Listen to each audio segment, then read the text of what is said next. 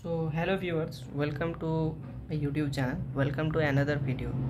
In this particular content, we will discuss about the working principle of AC generator or synchronous generator or known as alternator. So alternator হচ্ছে আমাদের সবথেকে largest energy converter machine in the through out the world. পুরো বিশ্বের মধ্যে সবথেকে largest energy converter machine হচ্ছে আমাদের alternator বা সিঙ্ক্রোনাস জেনারেটর বা এসি জেনারেটর।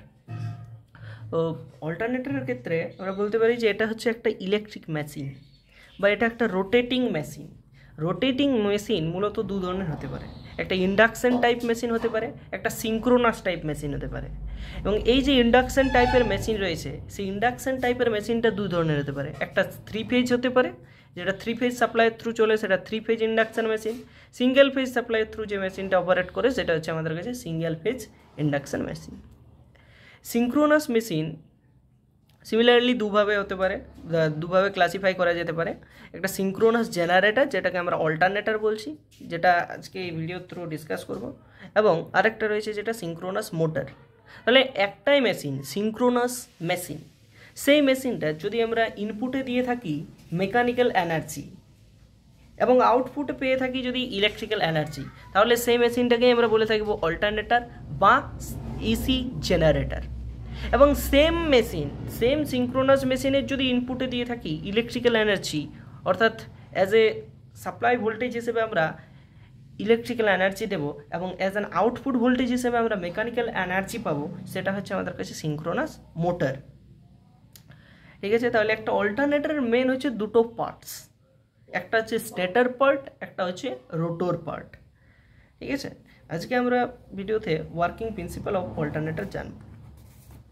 তাহলে প্রথমেই জেনে নেব যে অল্টারনেটর হচ্ছে আমাদের কাছে একটা ইলেকট্রিক মেশিন, যার আমরা ইনপুটে মেকানিক্যাল এনার্জি দেবো এবং আউটপুটে পাবো ইলেকট্রিক্যাল এনার্জি।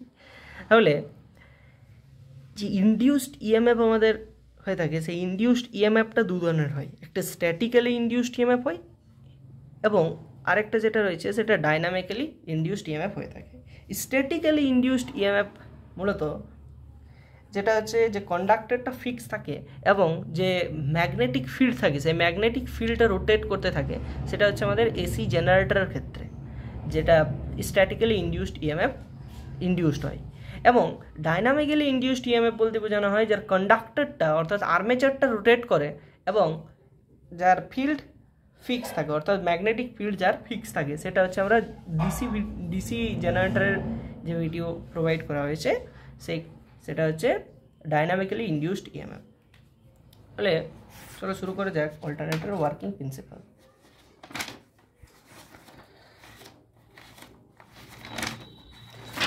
তাহলে এটা হচ্ছে একটা অল্টারনেটরের ডায়াগ্রাম, যার অল্টারনেটরের বাইরের পোর্শন রয়েছে স্টেটর এবং তার যে মাঝখানে যেটা রয়েছে সেটা হচ্ছে আমাদের রোটর। তাহলে an alternator operates on the same fundamental principle of Faraday's law of electromagnetic induction as a DC generator. অর্থাৎ আমরা ডিসি জেনারেটরে যেরকম দেখেছিলাম যে ডিসি জেনারেটরটা ফ্যারাডেজ যে ইলেকট্রোম্যাগনেটিক ইন্ডাকশন ল রয়েছে সেটার উপর বেস্ড করে তার ওয়ার্কিং প্রিন্সিপালটা গড়ে উঠেছে, ঠিক সেরকম একটা এসি জেনারেটর বা অল্টারনেটরের ক্ষেত্রেও তার যে ওয়ার্কিং প্রিন্সিপালটা সেটা ফ্যারাডেজ ল অফ ইলেকট্রোম্যাগনেটিক ইন্ডাকশনের উপর বেস করেই গড়ে উঠেছে।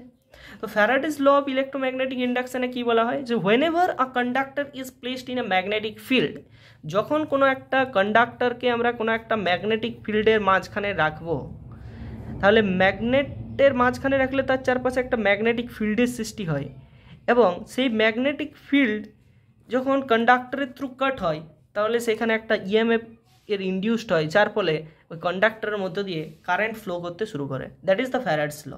So whenever a conductor is placed in a magnetic field, it cuts the magnetic line of forces, যেটাকে আমরা ম্যাগনেটিক ফ্লাক্স বলে থাকি, এবং যার ফলে দেয়ার ইনডিউসেস অ্যান ইএমএফ, যার ফলে একটা ইলেকট্রোম্যাগনেটিক ফোর্সেস সেখানে ডেভেলপ হয় এবং সেই ইলেকট্রোম্যাগনেটিক ফোর্সের জন্যই কন্ডাক্টর থ্রু কারেন্ট ফ্লো করতে শুরু করে। লাইক আ ডিসি জেনারেটর, একটা ডিসি জেনারেটরের মতোই an AC generator or alternator has a armature winding and field winding। আমরা ডিসি জেনারেটরে যেরকম দেখেছিলাম তার দুটো পার্টস রয়েছে, একটা আর্মেচার ওয়াইন্ডিং, একটা রয়েছে ফিল্ড ওয়াইন্ডিং। ঠিক সেরকম এসি জেনারেটরের ক্ষেত্রেও দুটো মেন পার্টস, একটা হচ্ছে স্টেটর, একটা রোটর। আর ওয়াইন্ডিংয়ের দিক থেকে যদি আমরা দেখি তাহলে একটা হচ্ছে আর্মেচার ওয়াইন্ডিং, একটা হচ্ছে ফিল্ড ওয়াইন্ডিং। কিন্তু এই যে ডিসি জেনারেটর আর এসি জেনারেটরের মধ্যে একটা মেন ডিফারেন্স হচ্ছে যে in DC generator the armature winding is placed in the rotor. আমরা ডিসি জেনারেটরের ক্ষেত্রে দেখেছিলাম যে আর্মেচার ওয়াইন্ডিংগুলো রোটেট করে এবং ফিল্ডটা সেক্ষেত্রে ফিক্স থাকে। কিন্তু এসি জেনারেটরের ক্ষেত্রে আমরা দেখব ডিসি জেনারেটরের ক্ষেত্রে আমরা দেখেছি the armature is placed on the rotor, অর্থাৎ রোটরের মধ্যে আর্মেচার ওয়াইন্ডিংগুলোকে রাখা হয় to convert the alternating voltage into direct voltage with the help of A commutator. Commutator হচ্ছে এমন একটা ডিভাইস যেটা এসি ভোল্টেজকে ডিসি ভোল্টেজে কনভার্ট করে, অর্থাৎ অল্টারনেটিং যে ভোল্টেজ থাকে সেটাকে ডাইরেক্ট ভোল্টেজে কনভার্ট করে। তাহলে আর্মেচার যে ওয়াইন্ডিং থাকে সেটা রোটরে প্লেস করা হয়ে থাকে, সেটা ডিসি জেনারেটরের ক্ষেত্রে। এবং ফিল্ড সিস্টেমটা সেক্ষেত্রে স্টেশনারি থাকে, ফিল্ড সিস্টেম স্টেশনারি থাকে ডিসি মেশিনের ক্ষেত্রে। বাট কিন্তু এসি মেশিন বা অল্টারনেটরের ক্ষেত্রে বা সিঙ্ক্রোনাস জেনারেটরের ক্ষেত্রে আমরা যদি দেখি তাহলে there is no requirement of any commutator. সেক্ষেত্রে আমাদের কমিউটেটরের কোনো প্রয়োজন হয় না, কারণ কমিউটেটরের ফাংশনই হচ্ছে এসিকে ডিসিতে কনভার্ট করা। কিন্তু আমাদের এখানে যেটা প্রয়োজন সেটা আউটপুট হিসেবে আমরা এসিই প্রয়োজন, তাই এখানে আমরা কোনো কমিউটেটর ইউজ করব না অল্টারনেটরের ক্ষেত্রে।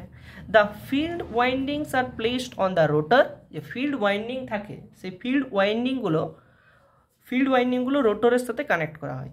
ফিল্ড ওয়াইন্ডিং যেগুলো থাকে সেগুলো আমরা রোটরের মধ্যে কানেক্ট করি। এবং আর্মেচার ওয়াইন্ডিং যেটা থাকে সেই আর্মেচার ওয়াইন্ডিংটাকে স্টেশনারি পার্টের সঙ্গে রাখা হয়, আর্মেচার ওয়াইন্ডিংটাকে স্টেটরের সঙ্গে কানেক্ট করা হয়ে থাকে। The rotor winding is energised by the DC Exeter.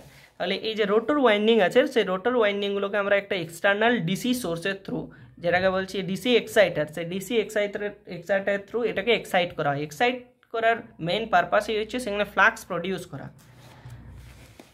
সেটা আমরা স্লিপ রিংয়ের থ্রু করি, কারণ কোনো একটা রোটেটিং ফিল্ডকে আমরা ডিরেক্টলি বা কোনো একটা রোটেটিং পার্টকে কোনো একটা মেশিনের ডিরেক্টলি আমরা সাপ্লাই দিতে পারি না, তাই সেটা স্লিপ রিংয়ের থ্রু সেই সাপ্লাইটা দেওয়া হয়ে থাকে, ডিসি সাপ্লাইটা।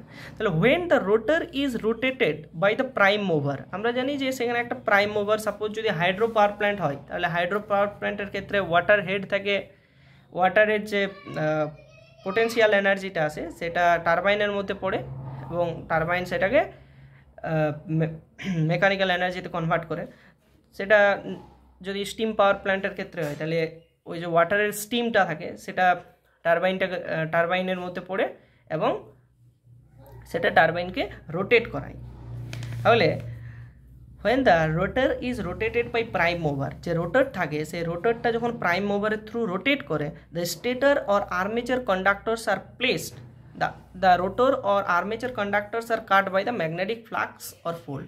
তাহলে যখন রোটরটা রোটেট করে প্রাইম মুভারের থ্রু, স্টেটর বা যে আর্মেচার কন্ডাক্টর থাকে সেই আর্মেচার কন্ডাক্টরটা ম্যাগনেটিক ফ্লাক্স বা ম্যাগনেটিক রোটরের যে পোল থাকে সেটা কাট করে। তাহলে যে ম্যাগনেটিক পোলগুলো থাকে রোটরের সেটা কাট হয় এবং কাট হলেই সেখান থেকে কি জানি আমরা না, as a result EMF is induced, যার ফলে আমাদের ইএমএফ ইন্ডিউসড হয়ে থাকে ইন দ্য আর্মেচার কন্ডাক্টর। তাহলে আর্মেচার কন্ডাক্টরের মধ্যে ইএমএফ ইন্ডিউসড হয়ে থাকে due to electromagnetic induction. Electromagnetic ইন্ডাকশানের জন্য সেখানে আমাদের সেখানে ইন্ডিউসড ইএমএফের সৃষ্টি হয়। The direction of this induced EMF is given by Fleming's right hand rule. অর্থাৎ এই যে ইএমএফের যে ইন্ডিউসড ইএমএফ হলো তার যে ডিরেকশানটা আমরা কী থেকে পাই না, ডিরেকশানটা ফ্লেমিংস রাইট হ্যান্ড রুল থেকে পেয়ে থাকি। ফ্লেমিংস রাইট হ্যান্ড রুল যেটা রয়েছে সেটা জেনারেটরের ক্ষেত্রে অ্যাপ্লিকেবল এবং ফ্লেমিংসের যে লেফট হ্যান্ড রুল রয়েছে সেটা আমরা মোটরের ক্ষেত্রে দেখেছি ভ্যালিড। তাহলে এটাই ছিল কোনো একটা এসি জেনারেটর বা অল্টারনেটরের working principle. I hope you guys can practically relate this by this diagram. So hope this content will be helpful to all. Thank you guys.